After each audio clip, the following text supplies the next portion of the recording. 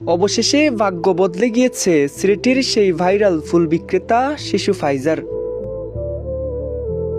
সামাজিক যোগাযোগ মাধ্যমে ভাইরাল হওয়া সিলেটের ফুল বিক্রেতা শিশু ফাইজাকে নিয়ে নতুন আলোচনা তৈরি হয়েছে। রাস্তায় ফুল বিক্রি করা এই ৮ বছরের মেয়েটি বাবা মা দুজনকেই হারিয়েছে অনেক আগেই। অভাবের তাড়নায় প্রতিদিন শহরের বিভিন্ন মোড়ে ফুল বিক্রি করেই চলে তার জীবনযুদ্ধ। ফাইজার গল্প ও ছবি সামাজিক মাধ্যমে ছড়িয়ে পড়তেই বিষয়টি নজরে আসে নেটিজেনদের। অনেকেই মেয়েটির পাশে দাঁড়ানোর আগ্রহ প্রকাশ করেন। এর মধ্যে সবচেয়ে আলোচনায় উঠে আসেন সিলেটের তরুণ সমাজসেবক জকিগঞ্জের ফাহিম আল চৌধুরী।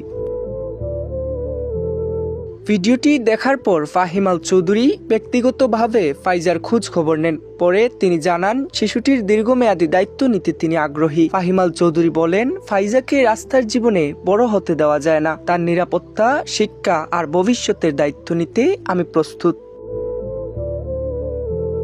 স্থানীয় কয়েকজন জানান, ফাইজা প্রতিদিন একই জায়গায় ফুল বিক্রি করে। মানুষজনের সঙ্গে ভদ্রভাবে কথা বলেই তাকে সবাই সহজেই চিনে ফেলেছেন। তার অবুঝ মুখ ও কষ্টের গল্প অনেককেই ব্যথিত করেছে। সামাজিক যোগাযোগ মাধ্যমে ফাহিম আল চৌধুরীর এই উদ্যোগ ব্যাপক প্রশংসা কুড়াচ্ছে। অনেকেই মন্তব্য করেছেন, একটি শিশুর ভবিষ্যৎ বদলে দিতে একজন মানুষের সদিচ্ছাই যথেষ্ট।